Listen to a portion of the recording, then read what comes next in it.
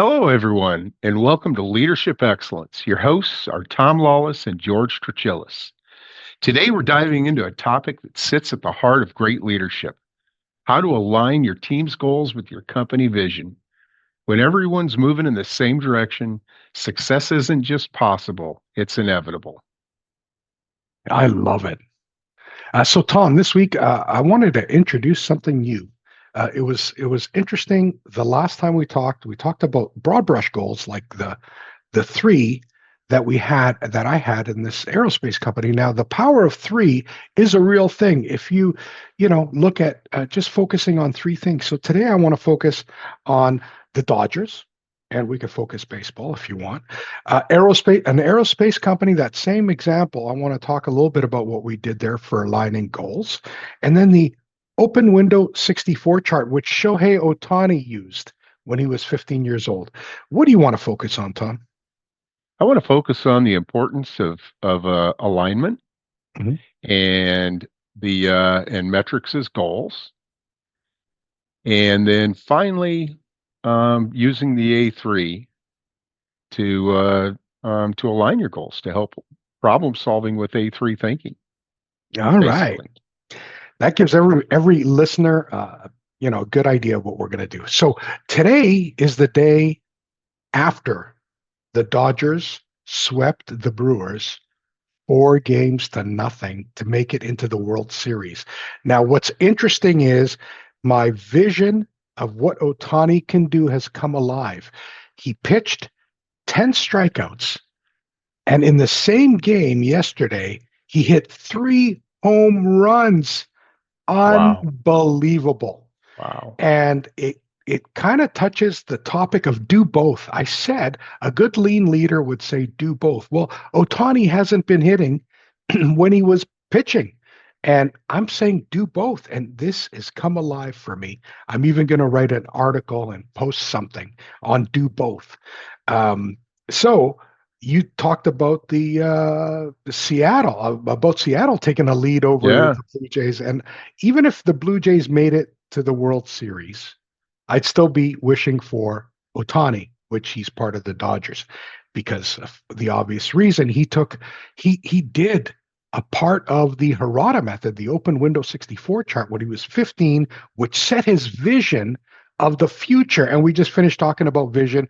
And of course, 5, 10 years out, Toyota's vision is to put a Hmm. smile on everybody's face. My vision is to put joy in people's hearts. So we have a vision, but we can't take that vision and make it reality without doing a whole lot of aligning of our goals and our actions. Execution is key, but executing towards what? So, you want to talk about the importance of alignment then, Tom? Yeah, the importance of alignment. Well, this is a powerful concept in leadership. When a team's goals are aligned, meaning they connect clearly to the organization's larger mission and vision, people stop working in confusion, right? They start working towards that common goal, and it transforms just the thinking of just doing my job into contributing something that really matters, right? Um, Aligned goals are give teams shared understanding of where they're going Yeah, instead of that's so true. having competing priorities. I used to say, I don't care if we're going in the wrong direction, as long as we're doing it together. It kind of means we got the boat rowing in the same direction, even if it's the wrong direction. Absolutely. Yeah, at least we're doing it together and then we can adjust.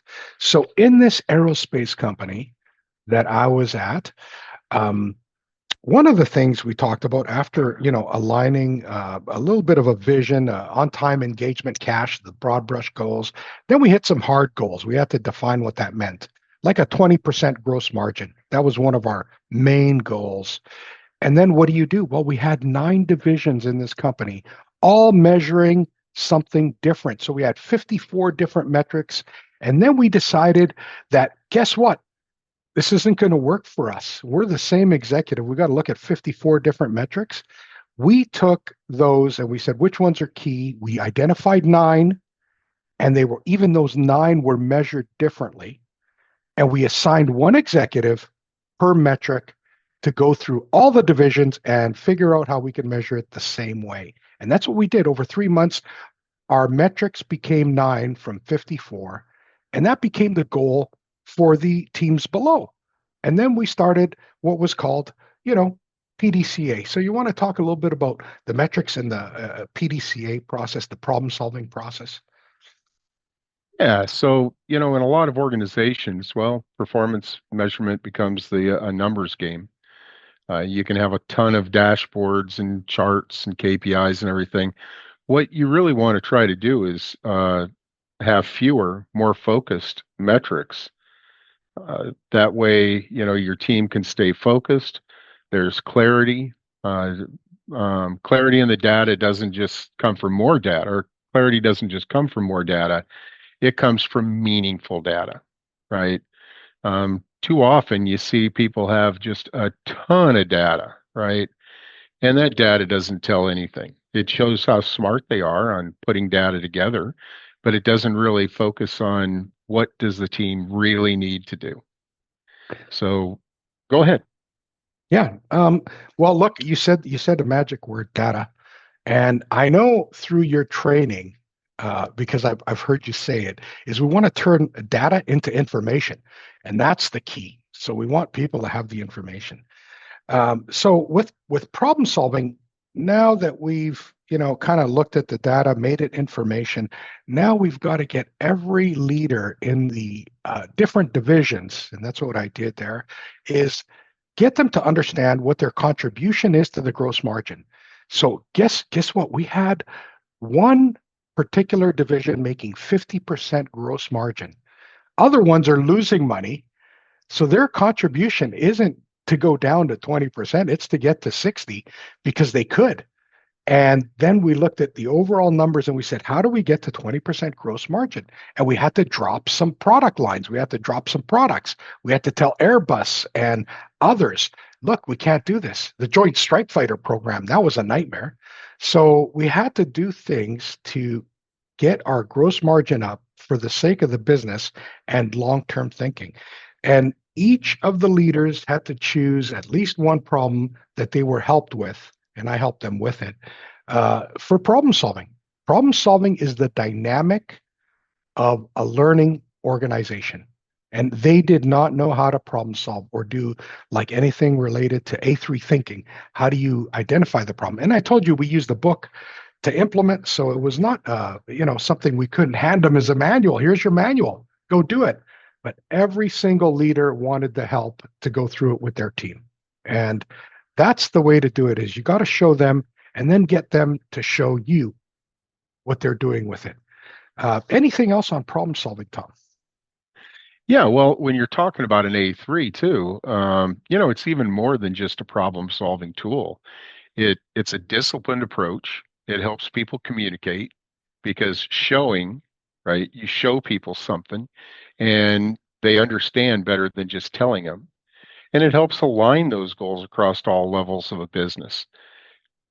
Brings everybody into, it goes from the vision, the goals, the process, the results, and it gives a structured dialogue. Helps in with the decision making and gets the facts and not just opinions. Yeah, that's excellent. So you're reminding me now that what I learned from the Shingo Institute is one of their discoveries between the best companies out there that have sustained results and the ones that did win the Shingo Award or the Shingo Prize that did not sustain the results over 5, 10 years. And there was a big, big difference. And one of the differences was that they understood the principles behind their business. A principle is like a truth. Like, for example, customer first might be a principle. You better take care of your customer. That better come as number one over maybe even the employees. If you're not going to be able to take care of your employees unless you take care of your customer first. That's like Mhm. a that's like an interesting topic because it's again do both. Take care of your employees so they can take care of the customer. Do both. Yeah. So that's like systems in play right? You got to create the systems in your organization that get you the results that you're looking for. And don't forget which one is the antecedent, the one that comes first. Don't forget that your people come first. They develop the systems, and the systems will get you the results. So, any comments Sure. before we look at the open window 64 chart, which I think is just amazing for every company. No, go right into the 64. I love the open Windows 64. Yeah. Okay. So as I mentioned, Shohei Ohtani used this when he was 15 years old, and I'll tell you the magic behind this open window 64 chart. You can look it up. You can download the Harada app, and you can get the tools, and you get like all sorts of stuff. But the point is not to push getting it. Buy the book. I told you books are so important. The Harada Method is the book by Norman Bodek and Takashi Harada. I have no stake in it, or I don't get anything for pushing this book. It's a good book, and it's got the 5 tools available. One of those tools is the Open Windows 64 chart. So I remember Norman Bodek about 13, 14 years ago. He said to me, George, I want you to be the number one in what you do, or the only one in what you do. How do you become the best in the world at what you're doing? And it was funny because the barrier was there. How can I even be the best in the world? And he said it's just an exercise. Do it. Just write down something you could be the best in the world at. So as the listener is thinking about this, think about yourself. What could you be the best in the world at? Because that's when you create you're a master of your craft, and people will come to you versus the other way around. You always advertising for something. People will come to you when you're the master of what you do. And of course, the world needs it. So that's part of our discussion on Ikigai last time. So the open window 64 chart gets you to set a goal. You got to believe in yourself to do this. And then you set your goal, and then you pick your 8 areas. I remember doing this 13 years ago. He broke me through that little ceiling like a flea circus I was in, and I just kept on hitting my head because I couldn't break through. And then I finally broke through with that question, picked 8 areas, and then picked 8 tasks that I needed to do out of these areas. And believe it or not, I thought the one person I didn't know in lean was like Dr. Jeffrey K. Liker. So I put down Jeff Liker, need to write a book with him or do something with him, right? So that was like just one of the thoughts that came to my head. Another one was I never had been to Japan. And I'm a lean person. I want to be the best in the world at doing lean. And I better go to Japan. This is where it all came from. These came alive because I dreamt it. I dreamt it. I believed in it. It happened. And so for Shohei Ohtani, he wanted to be the number one draft pick at the time. Now he's like the best in the world, best in the last 100 years. But he wanted to be the number one draft pick. He picked all these things to do on his own, and he went and did them. This is where the creativity comes in.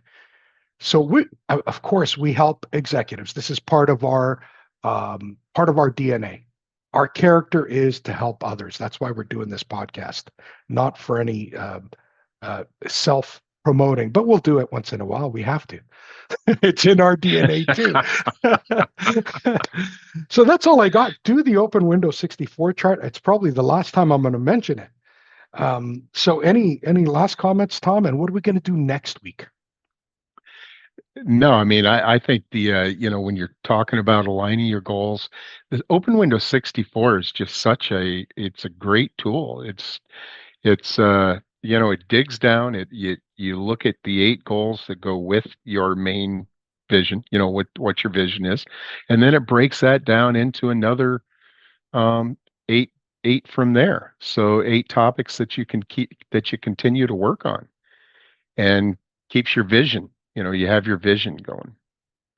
All right. So, oh, go ahead. Was you going to say something? Oh, no, but I remember putting that on my fridge.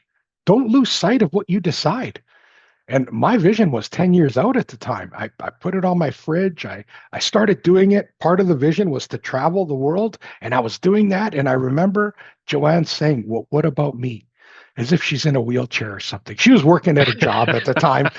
You know, what about me? And I said, quit your job. Let's go. Well, and then we had a 64 chart on what do I need to do to get Joanne to quit her job? And she listed 64 things for me to accomplish. Wow. I accomplished 35 or something. She said, well, the money's taken care of. So I can do it, but I don't want to. The next day she goes into work. Her boss pisses her off. What a bad boss.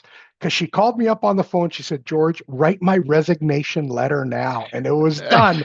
And then we started living the dream, traveling the world as I was consulting over the internet. It's amazing what you can do. Just write it down. There's the power of writing. That's all I have to say. Yeah. Power of writing, power of vision, right? Next week, y- next week, join us for True North Values. This is at the center of our leadership excellence model. Yeah, wonderful. True North values. In other words, how to behave. Great. Yes. See you next week. And thank you, Tom. That was really good. Thank you, George.